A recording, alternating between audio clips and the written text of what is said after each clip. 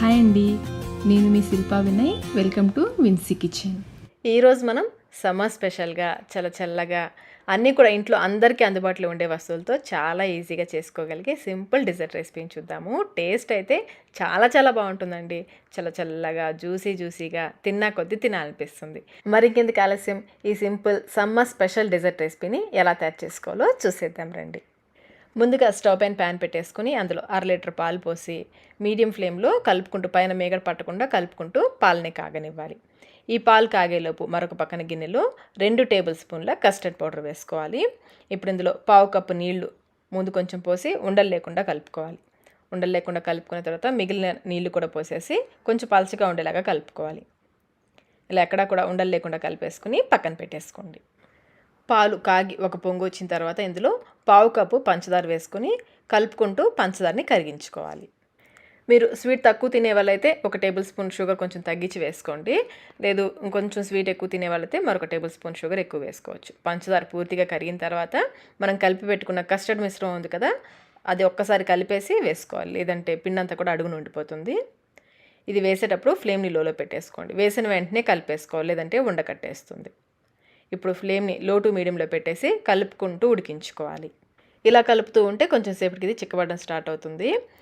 ఇలా కలుపుకుంటూ ఒక 5 నిమిషాల పాటు ఉడికించుకోవాలి. మరి చిక్కగా ఉడికించేది, కొంచెం పలచగానే ఉండాలి.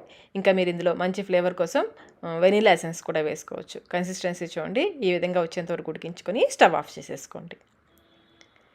దీన్ని పక్కన పెట్టేసుకొని బ్రెడ్ పీసెస్ని, ఈ బ్రౌన్ కలర్ పార్ట్ ఉంది కదా, 4 వైపులా కూడా కట్ చేసేసుకోవాలి.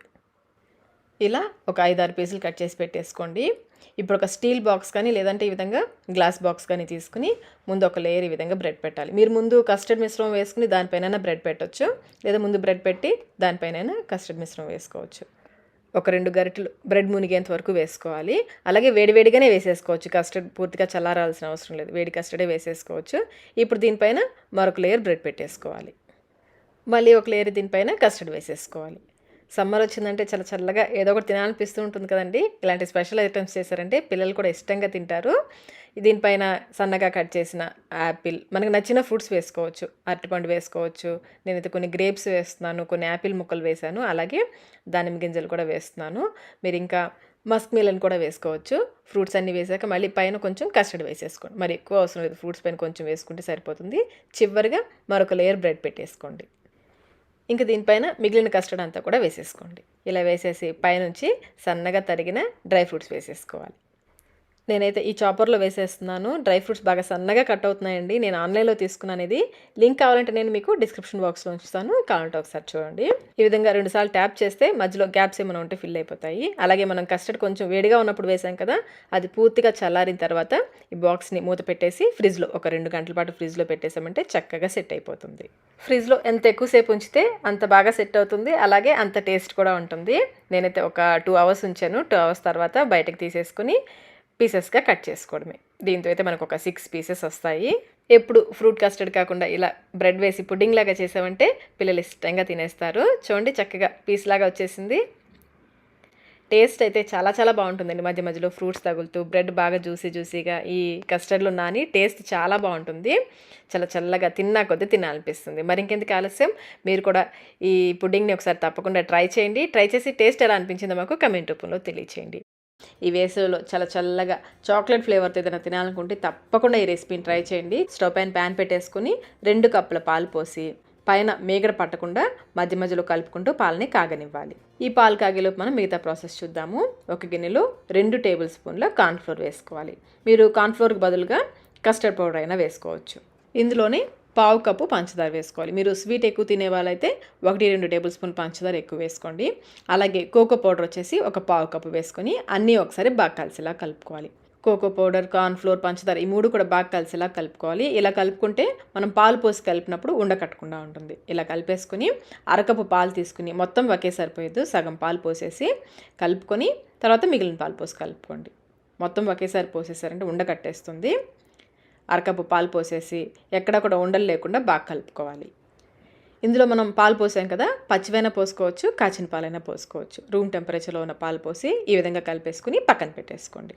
ఇప్పుడు మరొక గిన్నె తీసుకుని ఇందులో 1 టేబుల్ స్పూన్ కాఫీ పౌడర్ వేసుకుని 1/3 కప్ వేడి నీళ్ళు పోయాలి. పావు కప్ కంటే కొంచెం ఎక్కువ, అరకప్ కంటే కొంచెం తక్కువ వేడి నీళ్ళు పోసేసి ఒకసారి బాగా కలిసేలాగా కలుపుకోవాలి. ఇలా కలిపేసుకుని పక్కన పెట్టేసుకోండి. ఈలోపు పాలు కూడా చక్కగా కాగిపోయి ఉంటాయి. ఒకసారి కలిపేసుకొని ఫ్లేమ్ని లోలో పెట్టేసి మనం కలిపి పెట్టుకున్న కోకో పౌడర్, కార్న్ఫ్లోర్ మిశ్రమం ఉంది కదా, దాన్ని ఒకసారి బాగా కలిపి వేసుకోవాలి. లేదంటే అడుగున ఉండిపోతుంది పొడంతా కూడా. ఒకసారి కలిపి వేసేసుకుని వెంటనే కలిపేసుకోవాలి. ఇప్పుడు ఫ్లేమ్ని లో టు మీడియంలో పెట్టేసి కలుపుకుంటూ ఉడికించుకోవాలి. ఇలా కలుపుతూ ఉంటే కొంచెం సేపటికి చిక్కబడుతుంది. ఇలాగే కలుపుకుంటూ ఫ్లేమ్ని లోకి మీడియంకి అడ్జస్ట్ చేసుకుంటూ 3-4 నిమిషాల పాటు ఉడికించుకోవాలి. మరి చిక్కగా ఉడికించేయద్దు. కన్సిస్టెన్సీ చూడండి, ఈ విధంగా ఉండాలి. ఇలా ఉడికించేసుకుని స్టవ్ ఆఫ్ చేసేసి దీన్ని పూర్తిగా చల్లారనివ్వాలి. మధ్య మధ్యలో కలుపుకుంటూ ఉండాలి, లేదంటే పైన మేగడలాగా కట్టేస్తుంది. ఇది పూర్తిగా చల్లారిన తర్వాత మనం తయారు చేసుకున్న కాఫీ డికాక్షన్ ఉంది కదా, దాంట్లో నేనైతే మ్యారీగోల్డ్ బిస్కెట్స్ వేస్తున్నాను. మీరు ఏ బిస్కెట్స్ అయినా వేసుకోవచ్చు, మీకు అందుబాటులో ఉన్న ఏ బిస్కెట్స్ అయినా వేసుకోవచ్చు. నేనైతే గ్లాస్ బాక్స్ తీసుకున్నాను, మీరు స్టీల్ బాక్స్లో అయినా వేసుకోవచ్చు. ఇలా ముంచి బిస్కెట్స్ని కాఫీ పౌడర్లో ఒక లేయర్ లాగా ఈ బిస్కెట్స్ని పెట్టేయాలి. ఇప్పుడు దీనిపైన మనం తయారు చేసుకున్న కోకో పౌడర్ మిశ్రమం ఉంది కదా, అది వేసుకోవాలి. ఒక లేయర్ లాగా వేసుకోవాలి. ఇది చల్లారిన తర్వాత కొంచెం గట్టిగా అవుతుంది. నిదానంగా స్పూన్తో స్ప్రెడ్ చేసుకుంటూ ఒక లేయర్ లాగా వేసేసుకుని దానిపైన మరొక లేయర్ బిస్కెట్స్ని పెట్టేసుకోవాలి. దీనిపైన మళ్ళీ కార్న్ఫ్లోర్ మిశ్రమం వేసేసుకోవాలి. ఒక లేయర్ లాగా వేసేసుకుని సన్నగా తరిగిన డ్రై ఫ్రూట్స్ నిండుగా వేసేసుకోండి. ఒక లేయర్ లాగా వేసేసుకుని మళ్ళీ దీనిపైన ఒక లేయర్ అంతా కూడా బిస్కెట్స్ పెట్టేసుకోవాలి. నేనైతే ఈ లేయర్లో కొంచెం బిస్కెట్స్ ఎక్కువ నిండుగా పెట్టేస్తున్నాను. ఈ విధంగా ఒక లేయర్ అంతా బిస్కెట్స్ పెట్టేసుకుని కాఫీలో ముంచిన బిస్కెట్స్ పెట్టేసి పైన ఒక లేయర్ అంతా కూడా ఈ కోకో పౌడర్ మిశ్రమం ఉంది కదా, అది వేసేసుకుంటూ ఉండాలి. ఇలాగే మొత్తం కూడా ఫిల్ చేసేసుకోవాలి. ఇప్పుడు టీ స్ట్రైనర్లో కొంచెం కోకో పౌడర్ వేసేసుకుని పైన అంతా చల్లుకోవాలి. ఇదంతా కూడా కేవలం గార్నిషింగ్ కోసమే. ఇలా అంతా కూడా చల్లేసుకొని చుట్టూ మళ్ళీ సన్నగా కట్ చేసిన డ్రై ఫ్రూట్స్తో గార్నిష్ చేసుకోవాలి. మీ ఇష్టం అండి, ఇక్కడ గార్నిషింగ్ మీకు నచ్చినట్లుగా చేసుకోవచ్చు. ఇప్పుడు దీన్ని ఫ్రిడ్జ్లో పెట్టేసి కనీసం 2 గంటల పాటైనా పెట్టాలి. ఎంత ఎక్కువసేపు పెడితే అంత చక్కగా సెట్ అవుతుంది. మీరు ఓవర్ నైట్ అయినా ఉంచేసుకోవచ్చు. నేనైతే 2 అవర్స్ పాటు ఉంచాను. చూడండి, చక్కగా సెట్ అయిపోయింది కదా. ఫ్రిడ్జ్లో ఎంత ఎక్కువసేపు ఉంటే అంత టేస్ట్ కూడా పెరుగుతుంది, అంత చక్కగా సెట్ అవుతుంది. ఇప్పుడు దీన్ని పీసెస్గా కట్ చేసుకోవడమే. ప్రాసెస్ కూడా చాలా సింపుల్గా ఉంది కదండి. టేస్ట్ కూడా చాలా చాలా బాగుంటుంది. చక్కగా నిదానంగా తీసుకుంటే చక్కగా పీసెస్ లాగా వచ్చేస్తాయి. చూస్తుంటే నోట్లో నీళ్ళు వచ్చేస్తున్నాయి కదా. చాలా చల్లగా, చాలా అంటే చాలా రుచిగా ఉంటుంది. అచ్చం మనకి చాక్లెట్ కేక్ తినట్లే ఉంటుందండి. నో బేక్ చాక్లెట్ కేక్ అనొచ్చు. చాలా ఈజీగా చేసుకోవచ్చు, చాలా టేస్టీగా కూడా ఉంటుంది. మరి ఇంకెందుకు ఆలస్యం, మీరు కూడా తప్పకుండా ట్రై చేయండి. ట్రై చేసి మీకు టేస్ట్ ఎలా అనిపించిందో మాకు కమెంట్ రూపంలో తెలియచేయండి. ఇప్పుడైతే మనం గోధుమ పిండితో సాఫ్ట్గా జ్యూసీగా ఉండే ఒక సింపుల్ స్వీట్ రెసిపీని చూద్దాము.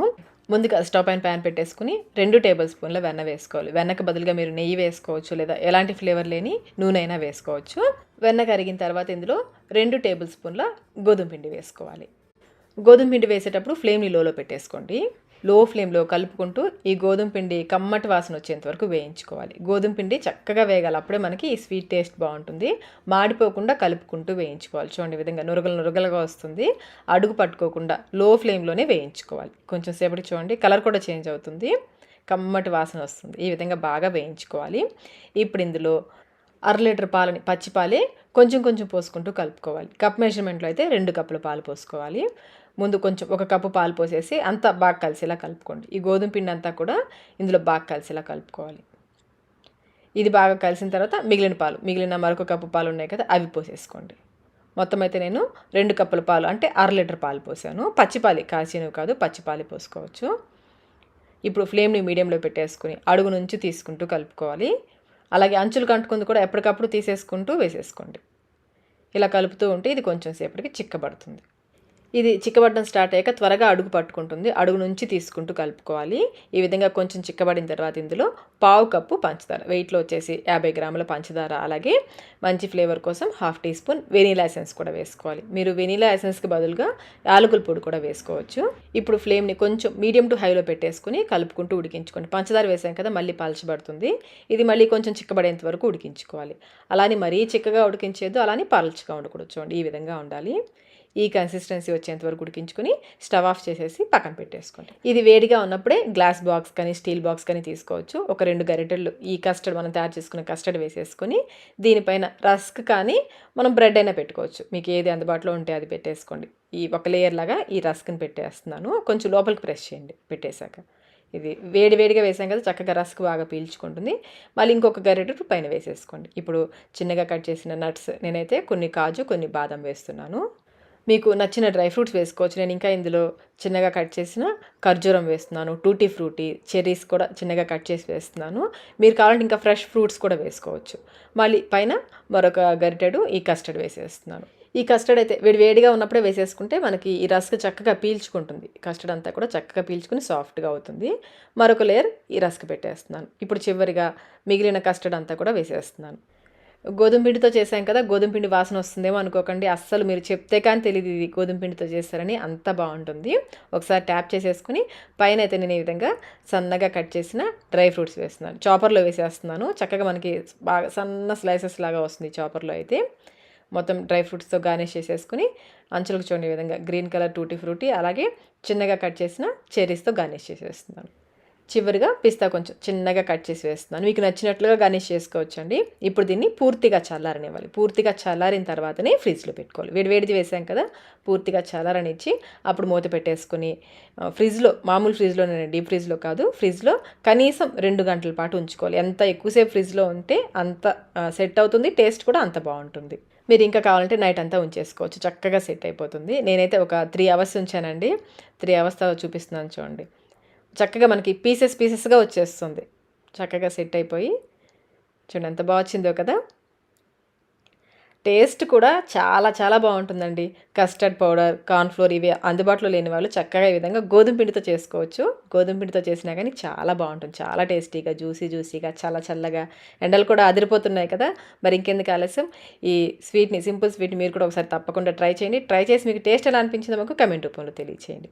వీడియో నచ్చినట్లయితే లైక్ చేయండి, మీ ఫ్రెండ్స్కి, ఫ్యామిలీ మెంబర్స్కి షేర్ చేయండి. మన ఛానల్ని ఫస్ట్ టైం చూస్తున్నట్లయితే సబ్స్క్రైబ్ కూడా చేసుకోండి. Thank you.